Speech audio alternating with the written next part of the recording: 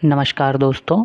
UP PAT 2022 exam के संपूर्ण पाठ्यक्रम कंप्लीट सिलेबस के लिए विद्या आईएएस द्वारा यह सीरीज़ शुरू की गई है, जिसमें आपको संपूर्ण पाठ्यक्रम टॉपिक वाइज कंप्लीट कराए जाएंगे और ये वीडियोस बहुत ही कम समय में आपकी सर्वश्रेष्ठ तैयारी के लिए हैं। इनमें पिछले प्रश्न पत्रों में पूछे गए महत्वपूर्ण प्रश्नों का संग्रह है और कई महत्वपूर्ण किताबों के सारगर्भित निचोड़ भी। इसलिए हम आपको विश्वास दिलाते हैं कि इन वीडियोस को अगर आप ध्यानपूर्वक देखकर तैयारी करते हैं तो यूपी पैट एग्ज़ाम में आप एक बहुत ही अच्छा स्कोर कर पाएंगे। तो कम समय में सारगर्भित पाठ्यक्रम से सर्वश्रेष्ठ तैयारी करने के लिए आपका बहुत बहुत स्वागत है। और इसी सिलसिले में आज हम शुरू करने वाले हैं सिंधु घाटी सभ्यता, जो कि यूपी पैट एग्ज़ाम के प्राचीन भारत में पहला अध्याय है, पहला चैप्टर है। तो चलिए सबसे पहले शुरू करते हैं सिंधु घाटी सभ्यता के महत्वपूर्ण तथ्यों से। तो सबसे पहला सवाल है, हड़प्पा निम्नलिखित में से किस सभ्यता से संबंधित है? यह सवाल एमपीपीएससी के प्रीलिम्स एग्ज़ाम में 1990 में पूछा जा चुका है और इस प्रश्न का सही उत्तर है सिंधु घाटी सभ्यता। अगला सवाल है, सिंधु सभ्यता गैर आर्य थी क्योंकि? तो सिंधु सभ्यता गैर आर्य थी क्योंकि यह सवाल यूपीपीसीएस जीआईएस 2010 में पूछा गया और इस प्रश्न का सही उत्तर है क्योंकि वह नगरीय सभ्यता थी। तो एक बात स्पष्ट है कि आर्य सभ्यता ग्रामीण सभ्यता थी और सिंधु सभ्यता नगरीय सभ्यता थी। तस्वीर में आप देख सकते हैं। अगला सवाल, सिंधु घाटी सभ्यता को खोज निकालने में जिन दो भारतीयों का नाम जुड़ा हुआ है? तो सीजीपीएससी छत्तीसगढ़ पीएससी के प्रीलिम्स एग्ज़ाम में 2003 में यह सवाल पूछा गया और इसका सही उत्तर है राखाल दास बनर्जी और दयाराम साहनी। दयाराम साहनी ने 1921 में हड़प्पा सभ्यता की खोज की थी और राखाल दास बनर्जी ने 1922 में मोहनजोदड़ो की खुदाई करके खोज की थी। अगला सवाल, मोहनजोदड़ो और हड़प्पा की पुरातात्विक खुदाई के प्रभारी कौन थे? तो मोहनजोदड़ो और हड़प्पा की पुरातात्विक खुदाई के प्रभारी थे सर जॉन मार्शल। अब ये सवाल आरएएस और आरटीएस के प्रीलिम्स एग्ज़ाम में 1997 में पूछा जा चुका है, तो एक बहुत ही महत्वपूर्ण सवाल है। तो दोस्तों एक बात और जो कि सामने हमारे है कि अगर हम इस वीडियो से अच्छी तरीके से ध्यानपूर्वक पढ़ रहे हैं तो ना केवल यूपी पैट का एग्ज़ाम बल्कि स्टेट पीसीएस के एग्ज़ाम भी हम अच्छी तरीके से क्लियर कर सकते हैं, अच्छी तरीके से एग्ज़ाम को अच्छा स्कोर कर सकते हैं एग्ज़ाम में। इसके बाद अगला सवाल, हड़प्पा की खुदाई करने वाला पहला अंग्रेज जो इसके महत्व को नहीं समझ पाया। तो सवाल हमसे ये पूछ रहा है कि हड़प्पा की खुदाई सबसे पहले किस अंग्रेज ने की थी, हालांकि वो उतना महत्व समझ नहीं पाए। तो यूपीपीएससी मेंस 2006 में ये सवाल पूछा गया और इसका सही उत्तर है अलेक्जेंडर कनिंघम। तो ए कनिंघम या अलेक्जेंडर कनिंघम। फिर अगला सवाल है, सिंधु सभ्यता में किस स्थान से घरों में कुओं के अवशेष मिले हैं? तो सिंधु सभ्यता में बहुत सारे स्थान हैं, उनमें से किस स्थान में घरों के अंदर कुओं के अवशेष मिले हुए हैं? यूपीपीएससी प्रीलिम्स में 2004 में ये सवाल पूछा गया और इसका सही उत्तर है मोहनजोदड़ो। तो इस तस्वीर में आपको कुओं के चित्र दिखाई दे रहे होंगे। इसके अलावा अगला सवाल है, हाथी दाँत का पैमाना या स्केल हड़प्पा सभ्यता में कहाँ से मिला है? तो यूपी एआरओ के मेंस एग्ज़ाम में 2014 में ये सवाल पूछा गया और इसका सही उत्तर है लोथल। तो लोथल से हाथी दाँत के पैमाने का स्केल मिला हुआ है। हड़प्पा सभ्यता से कौन सी धातु प्राप्त नहीं हुई है? सीजीपीएससी प्रीलिम्स एग्ज़ाम में 2011 में ये सवाल पूछा गया। तो ये सवाल बहुत ही ज़्यादा इम्पोर्टेंट है क्योंकि लोहा एक ऐसी धातु है जो हड़प्पा सभ्यता से प्राप्त नहीं हुई है। तो इस बारे में बहुत सारे ऑप्शन देकर हमें कंफ्यूज किया जा सकता है। तो एक चीज़ ध्यान रखिएगा कि लोहा एक ऐसी धातु है जो हड़प्पा सभ्यता या सिंधु घाटी सभ्यता से प्राप्त नहीं हुई है। अगला सवाल, हड़प्पा सभ्यता का कौन सा नगर 3 भागों में विभक्त था या बटा हुआ था? तो यूपीआरओ एआरओ मेंस 2013 और सीजीपीएससी के प्रीलिम्स 2015 में ये सवाल पूछा गया और इसका सही उत्तर है धौलावीरा। धौलावीरा एक ऐसा शहर है सिंधु घाटी सभ्यता का जो 3 भागों में विभक्त था या 3 भागों में बटा हुआ था। बाकी सारे शहर केवल 2 भागों में बटे हुए थे। धौलावीरा, ध्यान रखिएगा, धौलावीरा 3 भागों में बटा हुआ था। अगला सवाल, एक उन्नत जल प्रबंधन व्यवस्था या पानी जमा करने के लिए बांध के साक्ष्य कहाँ से मिले हुए हैं? रिजर्वायर के जो साक्ष्य हैं, प्रमाण हैं, वो कहाँ से मिलते हैं? तो इसका भी उत्तर है धौलावीरा। जैसे इस तस्वीर में आप देख सकते हैं कि धौलावीरा में पानी जमा करने के लिए बांध भी बनाया गया है, तो इसका सही उत्तर है धौलावीरा।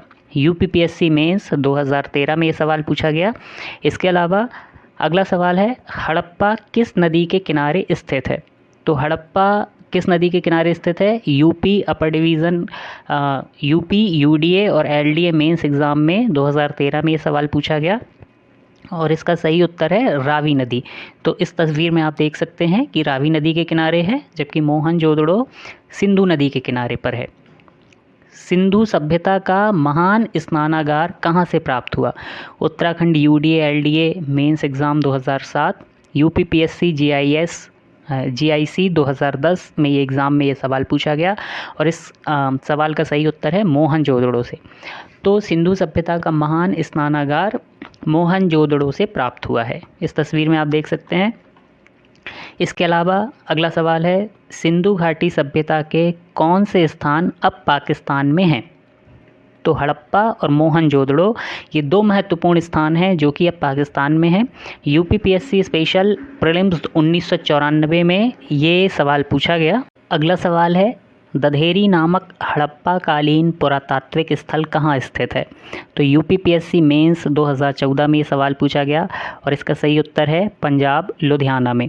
तो दधेरी नामक हड़प्पा कालीन पुरातात्विक स्थल पंजाब लुधियाना में स्थित है। इस तस्वीर में आप देख सकते हैं दधेरी को।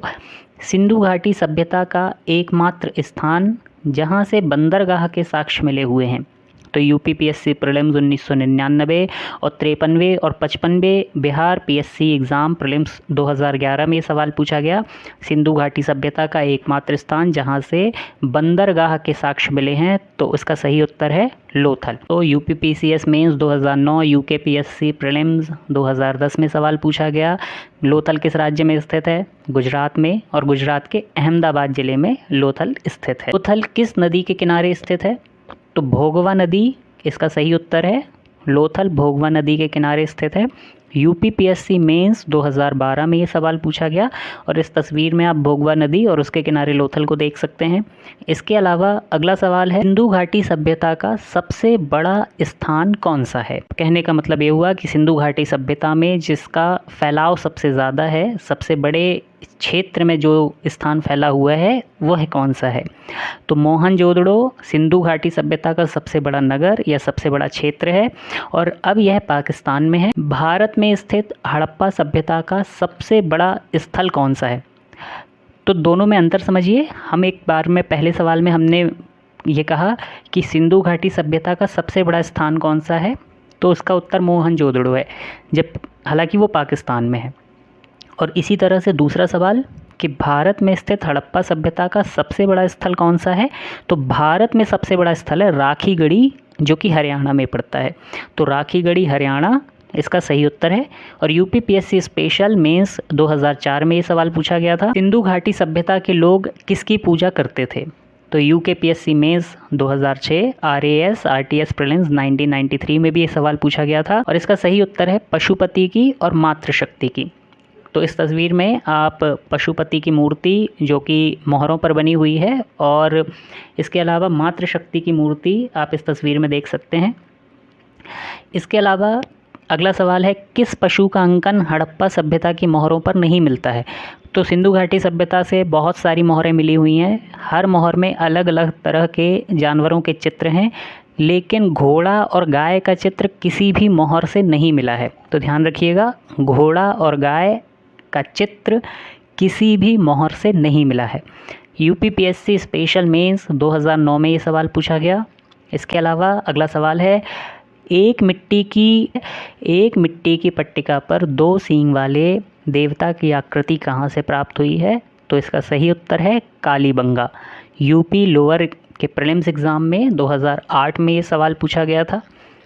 इसके अलावा सिंधु सभ्यता से प्राप्त मोहरों में किस वृक्ष की आकृति मिलती है? एमपीपीएससी ने इसी साल प्रीलिम्स 2021 में ये सवाल पूछा। सिंधु सभ्यता से प्राप्त मोहरों में किस वृक्ष की आकृति मिलती है, किस पेड़ की आकृति मिलती है? तो इसका सही उत्तर है पीपल। तो पीपल इसका सही उत्तर है। ये कुछ ऐसे सवाल थे जो कि परीक्षाओं में पूछे जा चुके हैं। हालांकि इसके अलावा भी ऐसे बहुत महत्वपूर्ण तथ्य हैं जो कि अभी तक परीक्षा में पूछे नहीं गए हैं, लेकिन यूपी पैट एग्ज़ाम में उनके पूछे जाने की संभावनाएं बहुत ज़्यादा प्रबल हैं। तो हम उन कुछ तथ्यों पर भी नज़र डाल लेते हैं जो कि यूपी पैट 2022 के लिहाज से बहुत महत्वपूर्ण हो सकते हैं। तो पहला इम्पॉर्टेंट फैक्ट है, सिंधु घाटी सभ्यता में नगर 2 भागों में बटे हुए थे, लेकिन धौलावीरा एकमात्र ऐसा स्थान है जहां नगरों का विभाजन 3 भागों में हुआ था। ठीक है, तो हालांकि हम इस पर पहले चर्चा कर चुके हैं। सिंधु घाटी सभ्यता में सड़कें प्रायः कच्ची बनाई जाती थी, कच्ची सड़कें होती थी, लेकिन मोहनजोदड़ो एकमात्र ऐसी जगह है जहां आपको पक्की सड़कों के साक्ष्य देखने के लिए मिलेंगे। तो ये सवाल ऐसे करके पूछा जा सकता है कि पक्की सड़कें कहाँ मिलती हैं? मोहनजोदड़ो में। तो इस बात को ध्यान रखिएगा। अगला सवाल, मकान पक्की ईंटों से बनाए जाते थे, लेकिन कालीबंगा से कच्ची ईंटों से बने मकान के साक्ष्य मिलते हैं और केवल कालीबंगा में ही अलंकृत ईंटों के भी साक्ष्य मिले हैं। कालीबंगा एक ऐसी जगह है जहां से कच्ची ईंटों के साक्ष्य मिल रहे हैं और साथ साथ उसमें जो ईंटें हैं उनमें सजावट या अलंकरण भी दिखाई आपको देगा।